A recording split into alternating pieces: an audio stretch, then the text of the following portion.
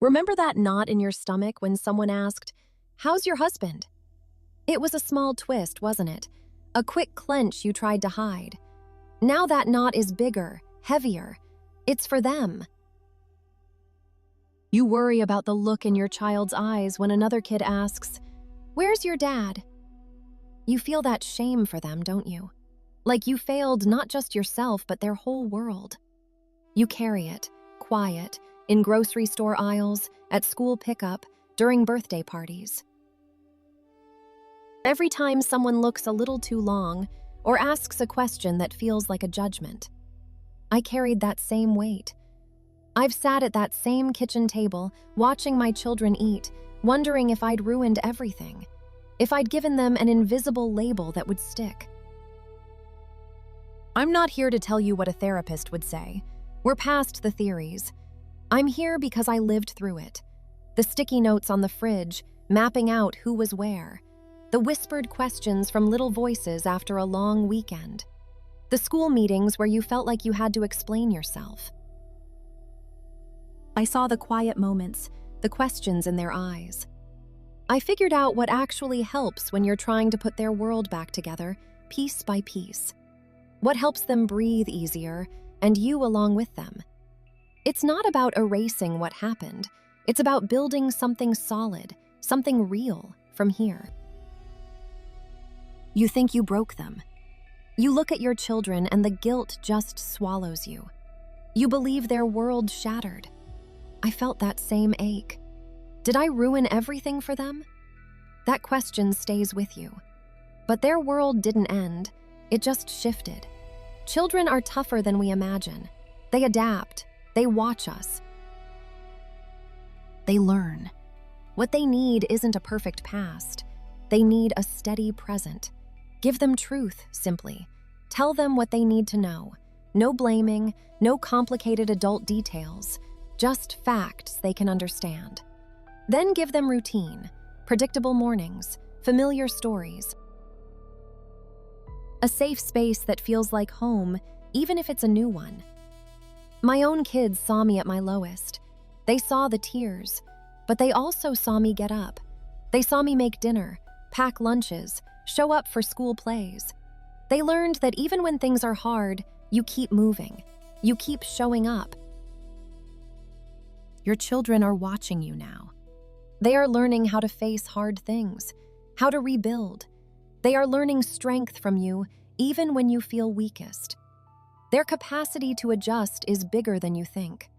Don't let your own sadness overshadow their resilience. Build that steady ground for them, one day at a time. It's enough. Now, about the children, their peace comes first, always. It's hard enough for us, but for them, their whole world just shifted. They didn't ask for any of this. When you talk to them, keep it simple, not too much detail. You don't need to explain every hurt. Just say, "Mom and Dad are going to live in different houses now. We both love you very much, and that will never change." Make it clear over and over that this is not their fault. Grown-ups make big decisions, and sometimes those decisions are hard. But it's never because of anything a child did or didn't do. That's the most important message they need to hear. Children thrive on knowing what comes next. Even when everything else feels uncertain, their daily routine can be a lifeline. Try to keep bedtime the same. Keep breakfast time consistent. Homework, dinner, bath. Stick to the schedule you had before as much as you can. It tells their little minds, okay, some things are different, but some things are still safe. It gives them a sense of control, a predictable rhythm in the chaos. Your home needs to be their safe harbor, their quiet place, where they can just be. That means arguments, frustrations, your adult worries, they don't belong in their earshot. You carry that burden yourself or with a friend or on paper, not in front of them. Create a space where they know they can feel sad or angry or confused, and it's okay. Listen to them. Don't try to fix every feeling, just acknowledge it. That sounds really hard, I understand why you're sad. Just being heard can be enough. Build new traditions, even small ones. Friday night pizza, Sunday morning pancakes, a special book you read together. These aren't big, grand gestures. They are small anchors you drop into their new reality. They create comfort. They build a new kind of stability. Their rooms are their refuge. Keep them cozy, keep them their own. Make sure they know this space is unchanging, a place they can retreat to. You are building their new world, brick by simple, consistent brick. Their peace. It's worth every single effort. Okay, so you've got your home, your routine, your way of doing things. And then there's the other house, the one with different rules, maybe a different schedule, sometimes a different everything. It can feel like a constant battle, can't it? Especially when what happens over there feels like it's undoing everything you work so hard for here. You might see your kids come back tired or wired or talking about things that just don't make sense to you. Maybe they're allowed screen time all day, or their bedtime is much later, or they eat whatever they want. It's frustrating. It feels disrespectful to your efforts. And sometimes you wonder if it's designed to be that way, to mess with your head. Here's what you need to remember. You cannot control what happens in the other house. You just can't. Your job isn't to police his parenting or his choices. Your job is to create a safe, stable, predictable environment in your home. That's where your power is. When they come back, acknowledge the transition. It's hard for kids to switch gears. Have a routine for their return. A quiet activity, a snack, maybe a bath. Don't immediately grill them about what they did or didn't do. Let them settle. If they tell you something that bothers you, listen without judgment. Your face needs to stay neutral. You can't let your children become messengers or feel like they need to pick sides. That burden is too heavy for them. When they say, "But Dad lets me do X," your answer is simple and calm. Dad has his rules at his house. At our house, these are our rules. End of discussion. Don't criticize him. Don't explain why your rules are better. Just state your boundary clearly. Children thrive on clear boundaries, even if they test them. It gives them security. This isn't about winning a war of rules. This is about protecting your children's peace and your own. Your consistency is their anchor. Your calm is their safe harbor. You build your life, your home, your peace, and you let the other house be what it is. It's hard, yes, but it's doable, and it's necessary. The school gates, they can feel like a gauntlet, can't they? You worry about what other parents are thinking, what their kids are saying. Your children will hear things. Other kids will ask questions. Where's your dad? Are your parents still together? Prepare them for this. Don't wait for it to happen. Sit down, tell them some kids might be curious. Give them simple, honest answers they can use. Something like, "Mom and Dad live in different houses now, but we both love you very much." Or, "My family looks a little different, and that's okay." Practice it with them. Let them say it out loud. Let them own those words. It gives them a quiet power. It helps them feel ready, not caught off guard. And the teachers. Send an email. Have a quick word. Just wanted to let you know, there's been a change in our family structure. My child might be a little distracted sometimes. Your understanding means a lot. You don't need to give details. They don't need to know the messy bits. They just need to know your child might need a little extra patience, a steady hand. Most teachers are wonderful about it. They just need to be in the loop. This isn't something to hide. There is no shame in your family changing shape. None at all. Your children need to know that from you. They need to see you walk tall. If you act like it's a secret, they'll feel like it's something to be ashamed of too. It's not. It's just life unfolding. Focus on what is stable. Your love, their routine, their home with you. Help them find things that make them feel strong. Maybe it's a sport or art or doing well in school. Remind them how capable they are, how loved they are. Your strength, your quiet determination will be their biggest lesson. They watch you. They learn how to carry themselves from you. Show them how to do it with their head up. You've been through so much. Your heart feels heavy, I know. But look at your children. Really look at them.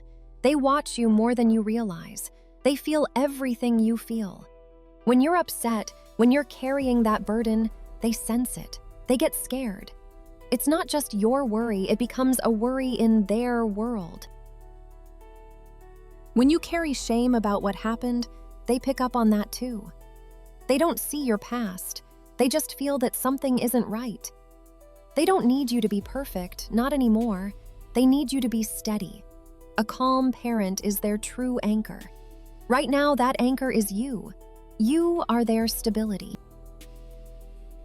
So that feeling of failure, that shame you might be holding, you need to put it down. It does more than hurt you. It tells them their family broke because of something bad, something wrong with them or with you. It wasn't bad. It just changed. It ended. Your most important job now is to show them how to build something new. A happy home, a safe place where they can grow. And that future, that safe space, starts with you. It starts with your own peace. It's not about pretending everything is fine when it's not. It's about making a conscious choice. Choosing to stop dwelling on what broke, on who did what. Choosing instead to focus your energy on what you can build. For them, for yourself. You are their first example of strength. Show them how to move forward, how to find joy again. Your calm isn't just for your own well-being.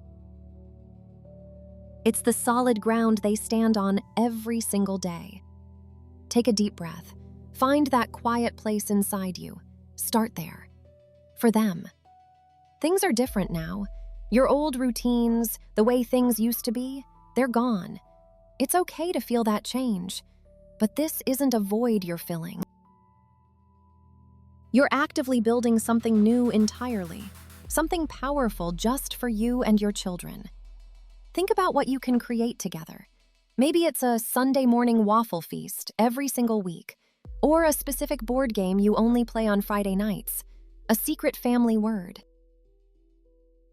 A silly song you sing on long car rides. These small, steady things, they become the fabric of your new life. They become your family's unique story. You're not trying to replace what was lost. That's a mistake you don't need to make. You're forging something new and strong. A family unit that's different, yes, but just as real, just as full of love.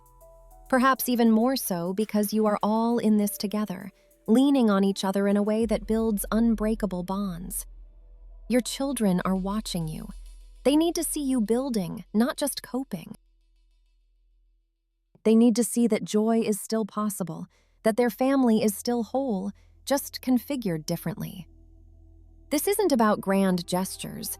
It's about consistency, about showing up, about creating moments that are uniquely yours. This is your chance to define your family's new identity. What kind of home do you want to create? What values will you celebrate? You are the architect of this new normal, this new chapter, and you get to make it wonderful. You get to make it truly, powerfully yours. You might still carry that feeling, that sting of what didn't work out. The idea that somehow this means you failed. Stop right there. This isn't a failure mark stamped on your life. This is a chapter. A hard, messy one, yes, but just one chapter in a much longer, unwritten story. Your story isn't over. Your future doesn't judge your past. It simply waits for you to build it. For yourself, yes, but mostly for those kids looking up at you. They need your steady hand now, not your bowed head. They need you to show them what strength looks like, even when you feel tired right down to your bones. They need a path forward. What kind of home will you create for them now? What kind of peace will fill those rooms? That's what you're working on. Not fixing what was broken, not dwelling on who did what. Instead, you're building something new, something stronger, something that belongs to you all. You are the architect of this next powerful phase. Shame? It's a heavy, uncomfortable coat. Take it off. Set it down. It keeps you stuck in place. It doesn't help you pay the bills. It doesn't make your children laugh. It just weighs you down. You don't have to erase it all at once. Just decide, today, you're not carrying it forward. One foot in front of the other. One small choice to look ahead. That's all it takes, day after day. The crying has to stop eventually. We have a life to build.